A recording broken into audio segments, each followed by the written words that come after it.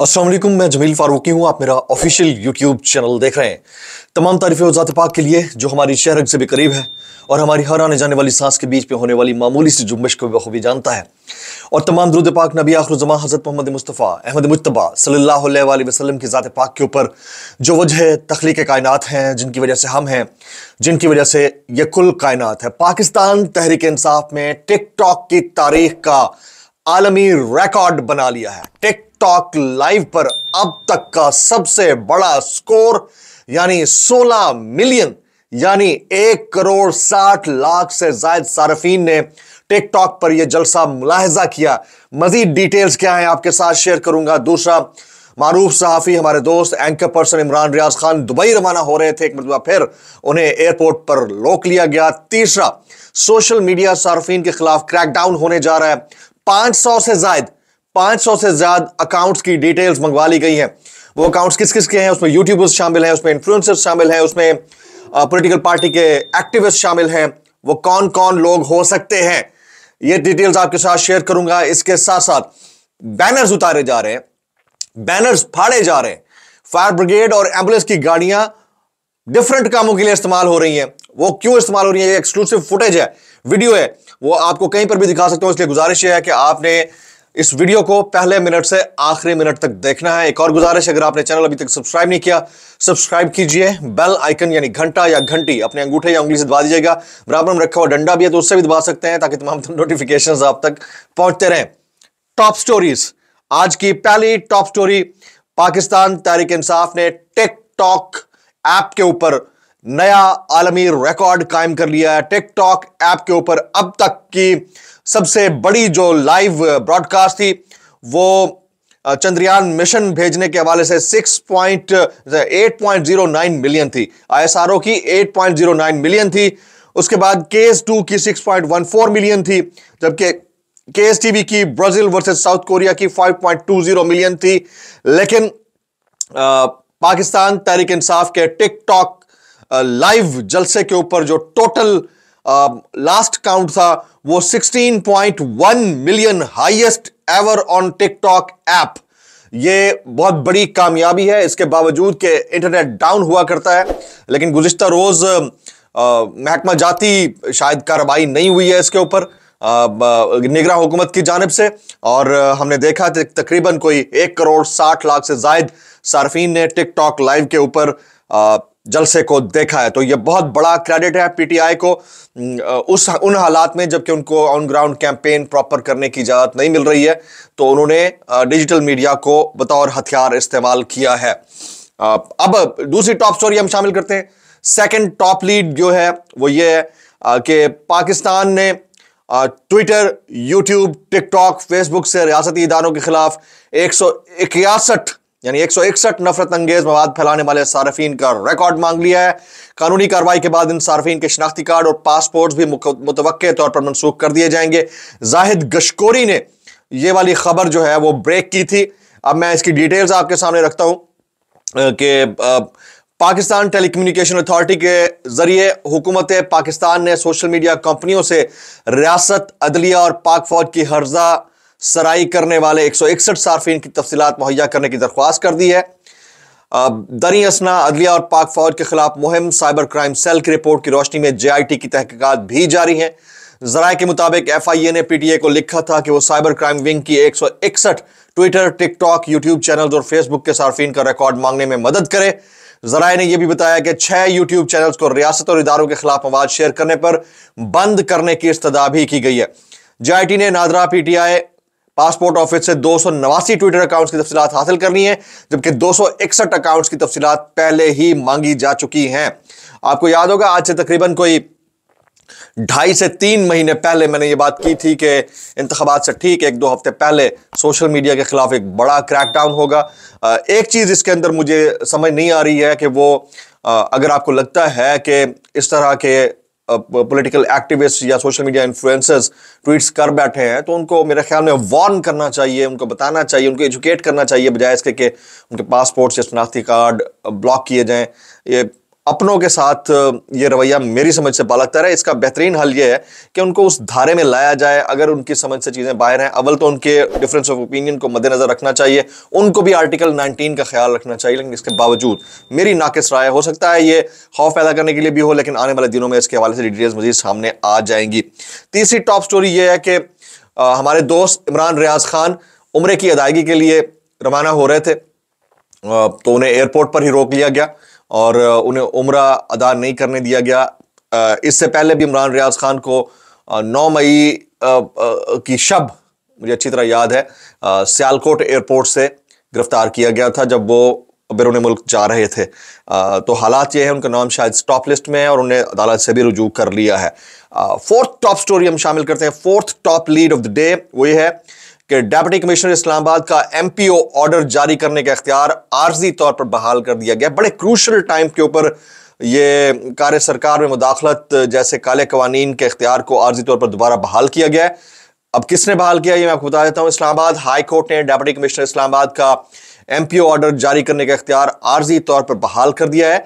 Chief justice Islamabad high court Aamir Farooq और justice Tariq Mahmood Jahangiri पर मुश्तमिल 2 रुकनी बेंच ने डीसी इस्लामाबाद के एमपीओ ऑर्डर बहाल करने के अहकाम जारी किए। हाई कोर्ट ने डिप्टी कमिश्नर इस्लामाबाद को एमपीओ ऑर्डर जारी करने से रोकने का सिंगल बेंच का फैसला मुअत्तल करते हुए फैसले के खिलाफ चीफ कमिश्नर और दीगर की अपील पर फरीकैन को नोटिस जारी कर दिया। अदालत ने हुक्म इम्तना की दरख्वास्त पर डीसी इस्लामाबाद का इख्तियार आर्जी तौर पर बहाल कर दिया है। ये फोर्थ टॉप लीड थी हमारी। आज के टॉप ट्रेंड्स बड़े डिफरेंट, इंटरेस्टिंग, और इसके बावजूद के हालात खराब है। मुझे नहीं समझ नहीं आ रहा कि किस तरह के टॉप ट्रेंड्स चल रहे हैं। Number 1 is army chief, top trend number 1 is army chief, number 2 is F-16, number 3 is अब गुलामी नामंजूर, number 4 is duffers and number 5 is Multan. ये टोटल 5 टॉप ट्रेंड्स चल रहे हैं। ये आप जाकर ट्विटर के ऊपर देख सकते हैं। बोलती तस्वीरें हम शामिल करते हैं। पहली बोलती तस्वीर जिसने मेरे रोंगटे खड़े कर दिए हैं, ये एक ट्रांसक्रिप्ट है जो एक शख्स ने अपनी जान देने से पहले अपने खानदान और दोस्त अहबाब के नाम लिखा।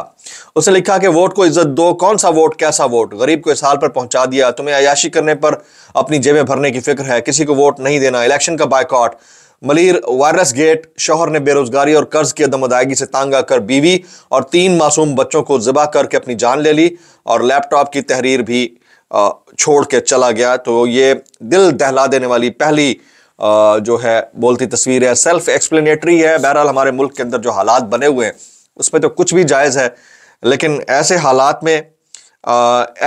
में इस तरह के मामलात का होना मेरी नज़र में इंतहाई अफसोसनाक है। सेकंड टॉप लीड सेकंड बोलती तस्वीर हम शेयर करते हैं। ये देखिए 50 का नोट है। इस 50 के नोट के ऊपर लिखा हुआ है, उस्मान अगर मुझसे प्यार करते हो तो वोट पीटीआई को डालना। वो पीटीआई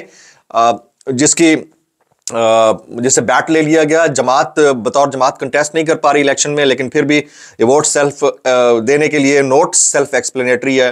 नोट को इज्जत दो भाई और वोट को भी इज्जत दो वाली बात हो गई है। तो ये मैं यहां पर शेयर करना चाह रहा था।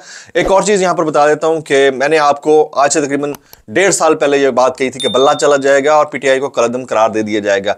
मैं आपको एक और इंफॉर्मेशन दे रहा हूं कि आने वाले दिनों में शायद कोई ऐसी हैपनिंग हो 1 या 2 दिन के अंदर, may be before the election, वो ये कि हो सकता है कि पाकिस्तान तहरीक इंसाफ को कलअदम करार दे दिया जाए। मैं आपको अपने इनसाइट बता रहा हूं, अल्लाह करे ऐसा ना हो, लेकिन हालात बिल्कुल ऐसे ही हैं। आज के इंतहाई इंपॉर्टेंट सेगमेंट कैसे कर लेते हो यार पर जाने से पहले ये बता दूं कि मैं आपको एक्सक्लूसिव फुटेज दिखाने जा रहा हूं, इसलिए आपने जुड़े रहना है आखिर तक। और अगर आपने चैनल अभी तक सब्सक्राइब नहीं किया तो सब्सक्राइब जरूर कीजिए, बेल आइकन जरूर हिट कर दीजिएगा। डिस्क्लेमर में दे रहा हूं कि एंटरटेनमेंट सेगमेंट है, किसी को बुरा लगता है तो इंतहाई माजरत, तो अगर बहुत ज्यादा बुरा लगता है तो सानू की शामिल करते हैं। कैसे कर लेते हो यार। पहला वायरल बयान, इमरान खान, मैं इस वक्त लोगों की रगों में दौड़ रहा हूं। इमरान खान, और हालात बिल्कुल ऐसे ही हैं कि वो कहते हैं कि जिस्म का हिस्सा खून का धारा बनकर लोगों के रगों में दौड़ने वाले शख्स को इमरान खान कहते हैं। कैसे कर लिया खान साहब आपने ये। दूसरा वायरल बयान, मेहर बानो कुरैशी, हमें मुल्तान में जूता और चिमटा निशान दिए गए हैं, पहले जूता शेर को पड़ेगा और फिर चिमटे से शेर की खाल उधेड़ेंगे। मेहर बानो कुरैशी। निशानात जैसे भी हैं, कैंपेन बहुत आला है। वो कहते हैं ना कि जिस तरह बैंगन ने पजीराई हासिल की है पाकिस्तान के अंदर, इस तरह शायद किसी ने हासिल की हो। जैन कुरैशी साहब, मेहरबानो कुरैशी साहिबा के भाई हैं, वो कहते हैं मुझे तज़हीक के लिए जूते का निशान दिया गया, लेकिन हल्के के अवाम में अब यह अज़्म है कि हम जूते से शेर का शिकार करेंगे। बड़े ही बेहतरीन अल्फाज का चुनाव इन्होंने किया है। अगर मेरे जैसा कोई बंदा होता तो हम कहते हैं कि जूते से शेर की चित्रौल करेंगे। कैसे कर लेते हो यार। आगे, जहांगीर खान तरीन साहब को अपने जुमलों के ऊपर अब थोड़ी सी शर्मिंदगी महसूस हो रही है, तो उन्होंने एक ट्वीट किया। उन्होंने कहा, नदीम मलिक शो में मेरे कमेंट्स का मकसद किसी पर कीचड़ उछालना नहीं था, तो फिर क्या था भाई। मैंने हमेशा सियासतदानों की फैमिली से मुतालिक तज़हीक आमेज तबसरों से गुरेज किया है, हत्ता कि इस वक्त भी जब मेरी अपनी फैमिली निशाने पर थी, तो फिर अभी क्यों किया भाई, ऐसी क्या मजबूरी थी। कैसे कर लेते हो यार। आगे, कमर मेकन, ये एक रिपोर्टर है, वो कहते हैं इमरान खान से आज की मुलाकात के बाद एक बात वाज़ेह महसूस की कि वह अपना सब कुछ दांव पर लगाकर 8 फरवरी के दिन का इंतजार कर रहा है। हालात बड़े ही गैर मुतवक्के हैं। मैं आपको क्लियरली कर रहा हूं, हालात बड़े गैर मुतवक्के हैं। जो आप समझ रहे हैं जितने ईजी हालात होंगे, इतने ईजी बिल्कुल नहीं होंगे। अल्लाह ही रहम करे। कैसे कर लेते हो यार। आगे, बाबर अवान साहब, आप नौजवानों को रोक नहीं सकते, ना ही आंखें बंद कर सकते हैं।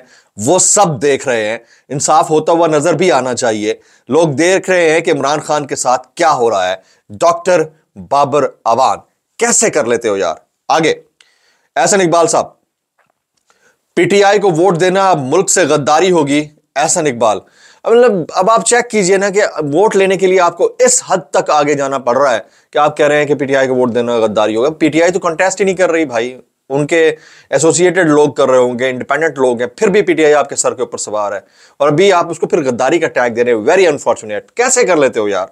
आगे, मरियम नवाज शरीफ का मुकाबला किसी शख्स, किसी फर्द या जमात से नहीं, बल्कि हमारा मुकाबला महंगाई से है, महंगी रोटी से है, महंगी चीनी से है, महंगी बिजली गैस से है। तो आप ये मान लीजिए कि महंगाई के साथ आपका ये मुकाबला जो गुज़िश्ता 16 महीने तक जारी रहा, वो आप हार चुके हैं। अब हारे हुए लोग दोबारा ये वाला दावा करके दोबारा लोगों से वोट मांग रहे हैं, तो कैसे कर लेते हो यार। आगे, फिर मरियम नवाज, आज नवाज शरीफ वापस आ गया है तो पता चलेगा मकबूलियत किसे कहते हैं। मकबूलियत का जनाजा निकलते हुए हम अपनी आंखों से देख रहे हैं। कबूलियत का लेवल अलग हो सकता है, लेकिन वो भी छोटे भाई के लिए। ठीक है जी। आगे, मरियम नवाज, हमारा मुकाबला बिजली के लंबे लंबे बिलों से नहीं, आपका मुकाबला बिजली के लंबे लंबे बिलों से है। वो 16 महीने तक जारी रहा, वो आप हार चुके हैं। अभी आपका मुकाबला जालों के दिलों से है। ठीक है, बिरयानी से है, कुक्कड़ से है। ठीक है, समझ रहे हैं आप बात को। और नान, चने और कीमे से है मुकाबला। कैसे कर लेते हो यार। आगे, भले आगे, बिलाल भुट्टो सरदारी साहब, मेरे दूसरे वादे की हर कोई नकल करता है, मगर नकल के लिए भी अकल की जरूरत होती है। क्या बात कर रहे हो यार, क्या बात कर रहे हो। 6 रुपए 5 पैसे वाला, 6.5 रुपए वाला यूनिट है, 66 रुपए पर पहुंचाकर 300 यूनिट बिजली मुफ्त देने वाला, तुम्हारे वादों को सलाम है यार, कसम से सलाम है। आगे, नवाज शरीफ, मैं इंपोर्टेड वजीर आजम नहीं था, मुकामी वजीर आजम था। आप नहीं थे, लेकिन आप एक्सपोर्ट हुए, पहले 10 साल के लिए, फिर 4.5 साल के लिए 50 रुपए के स्टाम्प पेपर के ऊपर वापस आए हैं तो बगैर टैक्स के वापस आए हैं। आपको कैसे हम डोमेस्टिक कहें, हैं जी, कैसे कहें, कैसे कर लेते हो यार। चले जी, ये आज के हमारे वायरल बयानात कैसे कर लेते हो यार। अभी मैं वो एक्सक्लूसिव फुटेज दिखाता हूं। अब फायर ब्रिगेड की गाड़ियां और एम्बुलेंस की गाड़ियां जो है ना, वो एक मखसूस सियासी जमात जिसे हम पीटीआई कहते हैं, उनके साथ एसोसिएटेड आजाद उम्मीदवारों के बैनर्स उतार रही हैं। ये फुटेज आप देख सकते हैं, सर्कल करके मैं दिखा रहा हूं। तो ये हालात, ये नौबत आ गई है। मतलब अब इंतखाबात में चंद दिन बाकी रह गए हैं, अगर होते हैं तो, अगर होते हैं। वैसे अब तो सारा चीजें लेवलिंग हो गई है। मुझे लगता है एक आध दिन में पीटीआई शायद बैन भी हो जाए और उसके साथ खान साहब की सजा का जो मरहला है वो भी यकम से पहले मुझे लगता है निमट जाएगा, फिर इनका बाद हो जाएंगे। अदरवाइज भी ग्राउंड क्लियर है, अब चांसेस हो सकते हैं क्योंकि खिलाड़ी ही एक है। तो ऐसी सूरत के अंदर ये बैनर्स उतारना, दिस इज समथिंग रिडिकुलस, बहुत अफसोसनाक है। गवर्नमेंट किसकी बनेगी ये मैं आपको बता देता हूं। गवर्नमेंट नून लीग की बनेगी, नवाज शरीफ नहीं होंगे। ठीक है, और प्रेसिडेंट हाउस जो है वो पीपल्स पार्टी का होगा, जरदारी साहब प्रेसिडेंट हाउस में बैठेंगे।